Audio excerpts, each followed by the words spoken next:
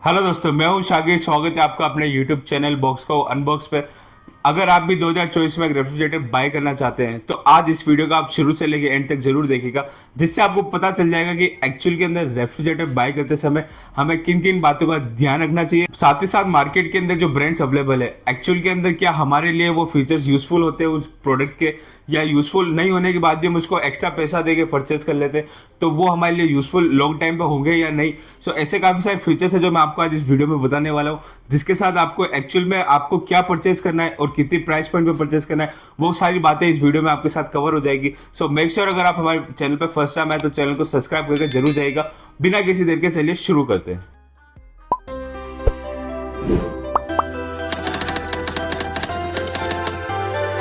तो दोस्तों बात करें रेफ्रिजरेटर की, तो ये आपको कैलकुलेटर का रेफ्रिजरेटर देखने को मिलता है, जिसके अंदर आपको 3 स्टार की ब्रांडिंग देखने को मिलती है।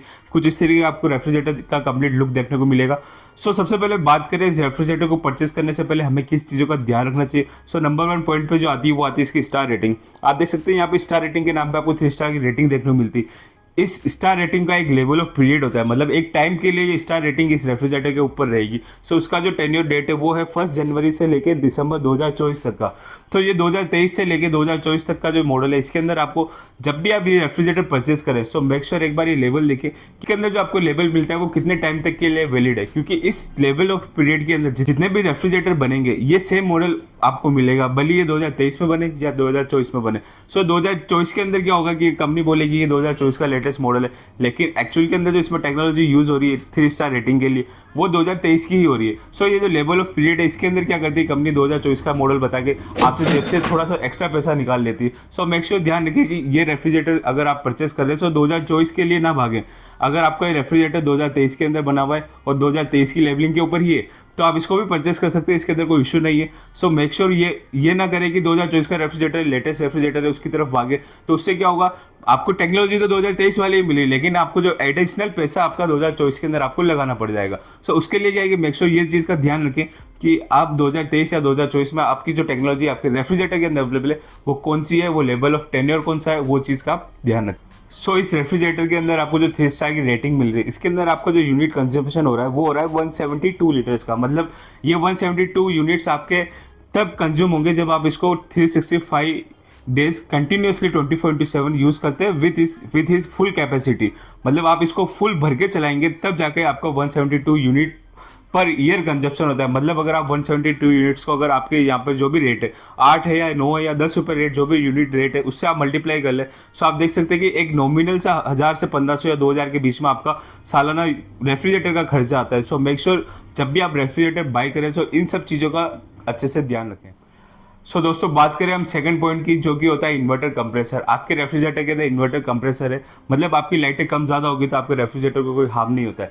बट मेरा मानना ये कि जब भी आप एक रेफ्रिजरेटर परचेस करें इन्वर्टर कंप्रेसर हो जिसके अंदर आपको स्टेबलाइजर लगाने की जरूरत ना हो। बट फिर भी क्या है कि अगर आप घर पर अगर स्टेबलाइजर लगा के यूज़ करते हैं अपने रेफ्रिजरेटर को तो वो उससे क्या है कि आपका एक प्लस पॉइंट रहता है कि बाई चांस कभी अगर आपकी लाइटें डिम या ज़्यादा आती है रेफ्रिजरेटर का जो आपका मॉडल है वो कहीं ना कहीं आपका सेफ रहेगा। अगर कभी आपका लाइट एकदम से 300-400 वोट आ जाती है तो आपका जो रेफ्रिजरेटर उस टाइम पे सर्वाइव कर जाएगा। दोस्तों बात करूं मैं इस रेफ्रिजरेटर के अंदर कंप्रेसर की, तो इसके अंदर आपको एलजी का कंप्रेसर देखने को मिलता है जो कि कैलकुलेटर के साथ आई थिंक इस पर्टिकुलर मॉडल्स के लिए इसके अंदर एलजी का टाइप है। उसके अंदर क्या होगा कि आपका जो इस कम्प्लीटली प्रोडक्ट है कम्प्लीटली फिट एंड फाइन और ट्यून मिलता है, जिससे क्या है कि आपके प्रोडक्ट के अंदर कभी भी जब भी आप यूज़ करना चाहे ऑटोमेटिक स्टार्ट करें यूज़ कर सकते हैं। कैलकुलेटर एकमात्र ऐसी कंपनी जिसने रेफ्रिजरेटर का इनोवेशन किया था। फिलहाल करंट पोजीशन के अंदर कैलकुलेटर ने एलजी के साथ टाइप करके इस रेफ्रिजरेटर को बनाया है। इसके अंदर आपको पूरी जो कंप्लीट रेफ्रिजरेटर का लुक मिलता है वो एलजी का मिलता है, प्लस इसके अंदर जो रेफ्रिजरेटर का जो कंप्रेसर है वो भी आपको एलजी का देखने को मिलता है, प्लस यहाँ पर जो आपको ब्रांडिंग देखने को मिल रही है वो कैलकुलेटर की मिल रही है। टाइप का खेल है, ये बड़ी कंपनी अपने आप खेलती है वो अपन साइड में रखते हैं। फिलहाल जो हम बात कर रहे थे कि इस रेफ्रिजरेटर की परचेसिंग गाइड की, उस पर वापस से आते हैं। दोस्तों अब बात करते हैं इसके थर्ड पॉइंट की, जिसके अंदर इसमें आपको 200 लीटर की कैपेसिटी देखने को मिलती है। साथ ही इसके अंदर जो आपको रेफ्रिजरेटर का जो ग्रोस वेट है कंप्लीट इस तरीके का आपको रेफ्रिजरेटर का ग्रोस वेट मिलता है, जिसमें आपको 18 लीटर का आपको यहाँ वेजिटेबल बॉक्स मिल जाता है। साथ ही यहाँ पर आपको आइस बॉक्स मिलता है यहाँ पर 15 लीटर का।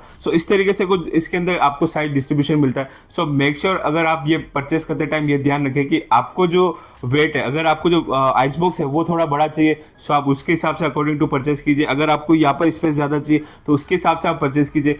काफी टाइम क्या कहती है कंपनी की हमारा आइस बॉक्स बड़ा है, लेकिन आइस बॉक्स बड़ा होने से आपका जो रेफ्रिजरेटर का जो मार्जिन है वो यहाँ पर कम हो जाता है। तो उससे क्या होगा कि आपकी जो एक्चुअल कैपेसिटी, आपको क्या प्रोडक्ट ज्यादा यूज करना है उस हिसाब से आप अपना प्रोडक्ट परचेस कर सकते हैं। अगर किसी को आइस बॉक्स की नीड ज्यादा है तो आप उसको बड़ा आइस बॉक्स पर परचेस कर सकते हैं। किसी को वेजिटेबल बॉक्स की नीड ज्यादा है तो उसके लिए वेजिटेबल बॉक्स बड़ा कर सकते हैं। या फिर किसी को यहाँ पर 20 के अंदर जो मार्जिन है उसके लिए ज्यादा स्पेस चाहिए तो आप उस हिसाब से परचेस कर सकते हैं। सो मेक श्योर ये मार्केट के अंदर आप परचेस करते टाइम ध्यान रखें कि मुझे आइस बॉक्स बड़ा चाहिए या वेजिटेबल बॉक्स बड़ा चाहिए या फिर ये साइज बड़ी चाहिए। उससे यूटिलाइजेशन 100% निकल के आएगा। मतलब आप जो एक्चुअल में परचेस करना चाहते थे रेफ्रिजरेटर, उसी तरीके से आप परचेस कर पाएंगे और उसका 100% यूज भी कर पाएंगे। तो मार्केट के अंदर जो ब्रांड्स अपनी स्ट्रेटेजी बताते हैं कि मेरा आइस बॉक्स सबसे बड़ा है, मेरा वेजिटेबल बॉक्स इतना बड़ा है या फिर मेरा स्पेस इतना ज्यादा है, एक्चुअल में 186, 190 लीटर, 195 लीटर तक के रेफ्रिजरेटर के अंदर आप कोई सा भी परचेस करें, सबके अंदर जो मार्जिन होता है वो ऑलमोस्ट 90 to 95% सिमिलर ही होता है, ज्यादा डिफरेंस कुछ भी नहीं होता है। बट क्या है कि कंपनीज जो गेम खेलती है वो खेलती है आइस बॉक्स से बड़ा कर देती है या फिर vegetable box. So make sure ये चीज आप ध्यान रखें कि जब भी आप परचेस करें आपकी क्या रिक्वायरमेंट है उस हिसाब से आपको परचेस करना है। प्लस बात करें इसके अंदर जो आपको टफन ग्लासेस की शेल्फ भी देखने को मिल जाएगी। यहाँ पर आप देख सकते हैं इसके अंदर आपको टफन ग्लासेस की शेल्फ मिलती है।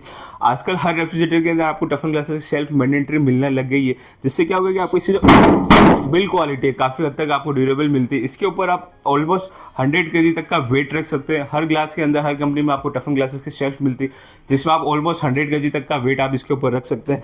अगर आप इसके ऊपर एक पानी का मतलब आप बाल्टी रख के भी अगर आप इसके ऊपर रखें तो भी इसके अंदर कोई इशू नहीं आएगा। सो आराम से आप कोई भी हैवी प्रोडक्ट आपको, जैसे आप या फिर आप दूध की भगोनी रखना चाहें या फिर आप इसका अपना खाने का कुकर है वो रखना चाहें, जो भी आप एक्सवाइजेड रखना चाहते हैं रख सकते हैं। इसकी ड्यूरेबिलिटी पे कोई फर्क नहीं पड़ने वाला है। इसके अंदर जो क्वालिटी मिल रही है वो कैसी मिल रही है, सो ये चीज़ों का आपको परचेस करते टाइम ध्यान रखना चाहिए कि एक्चुअल में इनकी डिज़ाइन पे ना जाए, इनकी क्वालिटी के ऊपर जाए, जिससे क्या होगा कि ये प्रोडक्ट आपके लंबे चलेंगे। क्योंकि ये प्रोडक्ट के अंदर 1 साल तो कंपनी वारंटी देती है आपको, प्लस 10 साल इसकी कंप्रेसर की वारंटी देती है। तो जब आपको 10 साल प्रोडक्ट चलाना है तो 10 साल के अंदर जो क्वालिटी है वो भी मैटर करती है। तो कहीं ना कहीं आपको जो प्रोडक्ट की क्वालिटी के ऊपर भी देखना चाहिए, परचेस करते टाइम इसकी लुक डिजाइन के ऊपर नहीं चलना चाहिए। क्योंकि डिजाइन तो क्या है कि 2 साल आप महीने या 2 महीने के अंदर आप डिजाइन भूल जाते हैं, लेकिन जो एक्चुअल बिल्ड क्वालिटी वही 10 साल तक सर्वाइव करती है। सो मेक श्योर जब भी आप रेफ्रिजरेटर परचेस करें बिल्ड क्वालिटी के ऊपर जरूर अच्छे से ध्यान दें, ताकि क्या है कि आपका जो रेफ्रिजरेटर है वो लॉन्ग लास्टिंग चले, प्लस आपको सर्विस अच्छी दे। सो बात करें हम चौथे पॉइंट की, इसके अंदर आपको मिलता है इन्वर्टर कंप्रेसर, जो कि मैं ऑलरेडी आपके साथ शेयर कर चुका हूँ। बट इसके अंदर क्या है कि जो ये रेफ्रिजरेटर है जब आप इसको कनेक्ट करते हैं अपनी लाइट से तो ये लाइट के ऊपर रहता है, लेकिन जैसे आपकी लाइट पावर कट होता है तो ये उसके बाद में ऑटोमेटिकली इन्वर्टर पर कनेक्ट हो जाएगा। तो इससे क्या है कि आपके इन्वर्टर के ऊपर लोड नहीं पड़ता है, प्लस आपका जो इन्वर्टर है उसकी हेल्थ भी बचती है, प्लस आपके रेफ्रिजरेटर के अंदर जो पावर सप्लाई होती है कंटिन्यूसली 220 वॉट तक जो आपकी मेन सप्लाई से कनेक्ट होता है, इससे आपकी जो वर्किंग कैपेसिटी वो अच्छी रहेगी। प्लस इसके अंदर क्या है कि आपको 75 मिनट्स की आइसिंग टेक्नोलॉजी मिलती है। सो आप 75 मिनट के अंदर आप इसके अंदर आप बर्फ जमा सकते हैं। सो आप जितनी भी बार इसको रेफ्रिजरेटर को खोले बंद करें, जितनी बार रेफ्रिजरेटर खोले बंद करें, सो उससे क्या होगा कि आपकी जो आइसिंग टेक्नोलॉजी उस पर कोई फर्क नहीं पड़ने वाला है। इक्वली आपका जो कंप्रेसर है वो वर्क करता है, साथ ही आपकी जो कूलिंग है वो अंदर बनी रहती है, प्लस मॉइस्चर भी इसके अंदर आपको देखने को नहीं मिलता है। मॉइस्चर को कंट्रोल करके रखता है रेफ्रिजरेटर। सो बात करें 5वें पॉइंट की, तो रेफ्रिजरेटर के अंदर आप जब भी परचेस करते हो बैक साइड में आपकी जो आजकल ये जाली आती है, ये आपको काफ़ी टाइम में किसी रेफ्रिजरेटर के अंदर आपको देखने को मिलती है। बाकी आजकल ये जो जालियों का सिस्टम है कम्प्लीटली बंद हो चुका है। आपकी जो रेफ्रिजरेटर के अंदर जाली है वो आपके बैक साइड इसके अंदर छुप जाती है। सो मेक श्योर जब भी आप परचेस करें अगर आपको ये जाली मिलती है तो ये मतलब आपको मिलेगा कि ये ओल्ड टेक्नोलॉजीज पर वर्क कर रहे हैं स्टिल।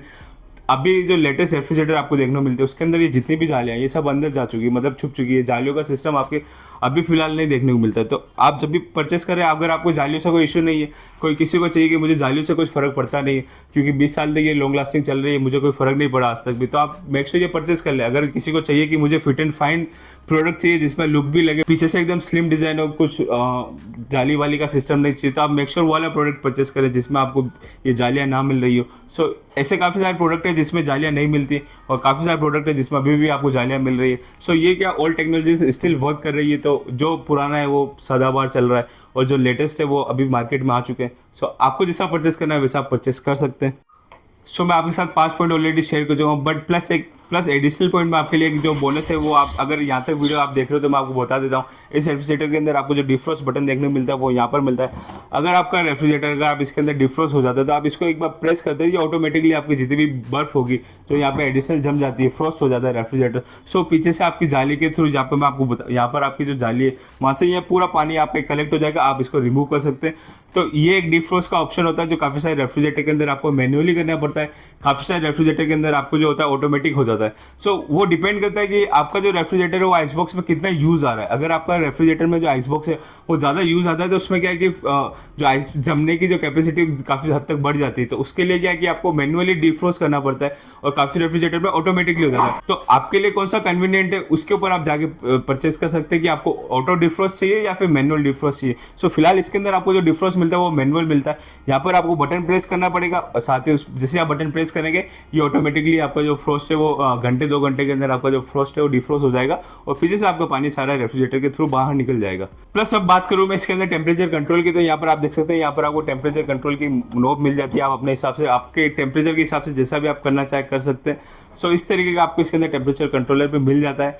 सो दोस्तों ये था इस प्रोडक्ट का कंप्लीट डिटेल रिव्यू, जहाँ पर मैं आपको बता चुका हूँ कि आपको कौन सा प्रोडक्ट परचेस करना है, कैसे परचेस करना है। सो सारी बाइक गाइड मैं आपको दे चुका हूँ। अब बात करूँ मैं इस प्रोडक्ट की प्राइस की, तो ये मार्केट के अंदर आपको 16 से 17 हज़ार रुपए की प्राइस जिसके अंदर 3 स्टार अवेलेबल हो जाता है। अगर आपको ये प्रोडक्ट परचेस करना है तो मैं डिस्क्रिप्शन में लिंक दे दूंगा, वहाँ से जाकर आप इसको परचेस कर सकते हैं। दोस्तों ये कोई स्पॉन्सर्ड वीडियो नहीं है, ये मैं खुद से प्रोडक्ट को यहाँ पर मैं आपके साथ शेयर कर रहा हूँ। सो मेक श्योर अगर आपको वीडियो अच्छी लगी तो मेक श्योर वीडियो को लाइक और शेयर करके जरूर जाएगा। यहाँ तक अगर आपने हमारी वीडियो देखी है तो चैनल को सब्सक्राइब करके भी जाएगा। यहाँ तक वीडियो देखने के लिए आप सबका बहुत बहुत धन्यवाद। Thank you so much. Bye bye.